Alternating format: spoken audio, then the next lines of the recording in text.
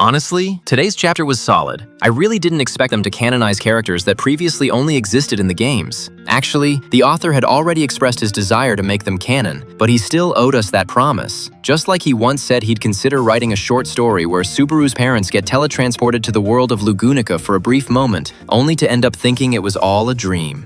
Anyway, canonizing characters wasn't the only highlight of the day. We also got some communication and references to things that I'm sure more than a few of you will love. Before we move on, a big thank you to the channel members. I'm still suffering with my thesis, so I can't do personalized shoutouts right now, but please know I'm grateful. Alright, let's get started. Welcome to the analysis of ReZero Arc 10, Chapter 3. The start of the chapter throws us right into the introduction of two characters who, if you played the Lost in Memories video game, will ring a huge bell: Tiga and Sakura. But keep an eye out, because they bring a dark backstory with them. In the game's canon, Tiga was a traveling artist who left everything behind for love. But Sakura is the interesting case. It's said she joined the group shortly before these events and was placed there by Capella. In fact, if you look at her outfit in the game, she shares the same symbol used by Capella's other daughters. Here's where my theory comes in, and what I'd like to see happen. Mei Li or Garfield should be able to recognize that symbol. Mei Li because she was part of the organization, and Garfield because, well, he had a brutal fight with Elsa. It would be an incredible detail if they managed to connect those dots. This leads me to the big question: where is Melty? In the game, she was Tiga's love interest. Here we don't see her, but we have Falor. Falor acts very similarly to Melty, which makes me think Capella simply changed her appearance to make her look like the missing princess. And this isn't far-fetched. The game already confirmed Melty's body had been internally modified, and she obeyed with the promise of returning to normal. The interaction between Tiga, Falor, and Sakura in the novel is almost a carbon copy of the game, which reinforces this theory. Personally, I hope the author doesn't copy the plot word for word. The game's plot twists were fine, but I want Tappei to surprise me, not just retell the same story again.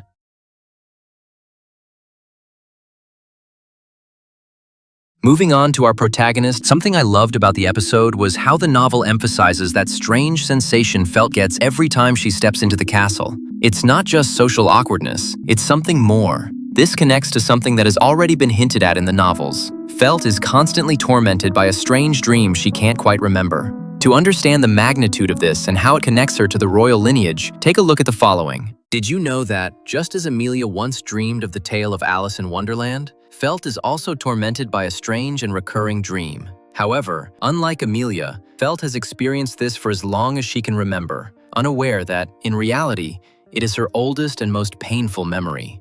In the dream, she isn't the thief we know, but a baby. She is trapped in a small box, staring up at an immensely high ceiling, unable to move. Suddenly, she hears two voices discussing her fate. One feels familiar but is filled with disgust. The other is unknown, yet charged with an affection so deep it breaks her heart. The loving voice admits he is secretly giving away his own daughter, confessing that if his brother or his wife found out, they would never allow it. The other voice, the one that sounds disgusted, accepted the job solely to settle an old debt. It is then that the loving man peeks into the box. Although his face is obscured by shadows, Felt distinguishes two unmistakable traits: golden hair and red eyes, the absolute trademark of the Lugunica royal family. The man lifts her from the box with infinite gentleness. As he rocks her, his voice trembles as he whispers how fast she has grown, lamenting that the day will come when his arms will no longer be enough to hold her. In that dream, little Felt can feel the man's heartbeat, a sound that brings her peace and the urge to cry all at the same time. But that peace is shattered instantly when she is handed over to different arms. Huge, calloused, rough hands hold her crudely.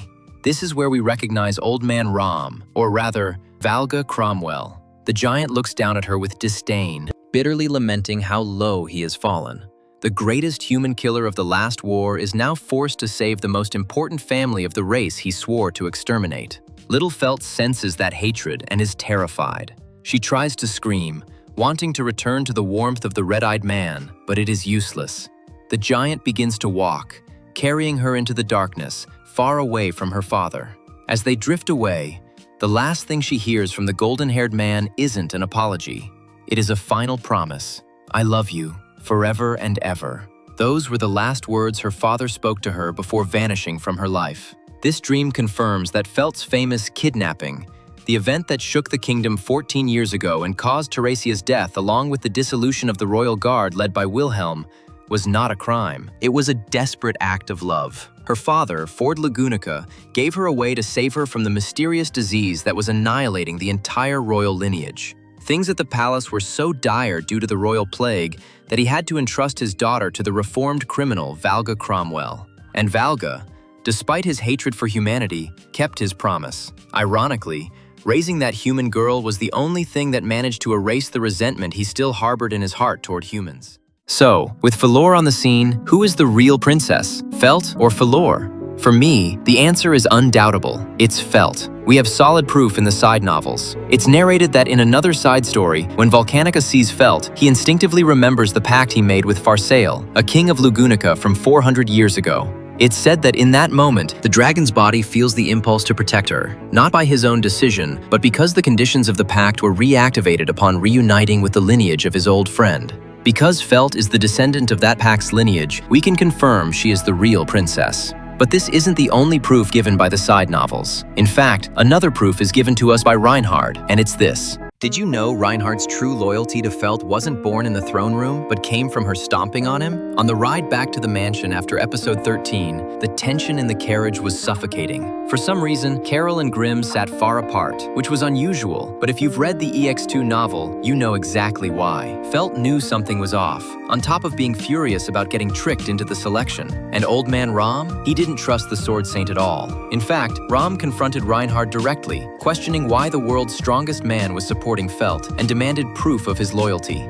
Reinhard, calm as ever, did the unthinkable. He unsheathed the legendary dragon sword Reed and handed it to Felt. As he handed over the legendary weapon, he swore that his life belonged to her too. But the real tension came next. Reinhard revealed he knew the truth. He knew why the old royal guard disbanded and, most importantly, he knew old man Rom's true identity. The old man froze, thinking it was all over, lamenting a broken promise to that person. I know, sounds cryptic, but I'm sure Arc 9 will cover it. Anyway, back to the point. Reinhard promised he would never betray Felt. That's when Rom assured Felt that this young man would never betray her. Felt wanted answers, but Rom just begged her to trust him to avoid digging deeper. Before returning to the mansion, Felt ordered a detour to the ruins of the old loot house, the place destroyed during the fight between Elsa and Reinhard. There, they found the three thugs from the beginning, looking totally rough. Ratchins muttered that they messed up by using Russell's name and were completely screwed. Reinhard took them down in a blink and offered to spare their lives if they ran. But Felt stopped him. She saw herself in those thugs, victims of a rotten kingdom. Instead of letting them go, she recruited them, claiming that if she's going to rule a country, she should at least be capable of changing the lives of these three losers. Walking back to the carriage, Reinhard was smiling. When Felt asked why, he pointed out that she hadn't called him bastard for days, not since she found out about his mother. Felt asked if he overanalyzes these details in all his relationships, and Reinhard didn't deny it. That's when she snapped. She told him to stop trying to be so perfect all the time. This caught Reinhard so off guard that, for the first time ever, he failed to dodge her kick. Then, the knight told her that since she vowed to trample the entire kingdom, he was delighted to be the first thing she stepped on. Felt just told him to shut up, but she noticed something. Reinhard was smiling genuinely, a real smile she had never seen on his lips before. She thought about this as she headed to the carriage, wondering how confused Grandma Carol would be seeing so many new people at the mansion. Remember, I've started a series covering cut content on the channel. His loyalty to Felt isn't just because he's a good knight. He knows things. When Reinhard talks to Rom in a side story, he mentions that he knows why the Royal Guard was dissolved, and he also knows about Rom's identity. He's implying that he knows it was Rom who kidnapped Felt at the request of her own father. Although there isn't 100% confirmation, Rom's reaction in the novel is key. He says that if that's true, that person's wish will be in vain, referring to Felt's father. Reinhard knows the truth. He knows the circumstances of Felt's kidnapping, and that's why his loyalty is absolute.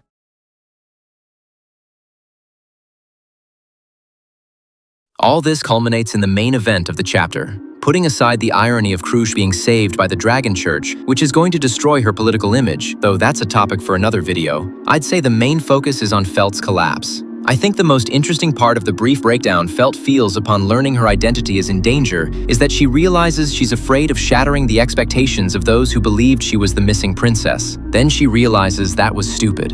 Felt has always been Felt, the girl from the slums. She didn't identify as the missing princess, she just needs to live up to her own expectations. That, added to the indirect confidence Reinhardt gave her, helped her regain her composure.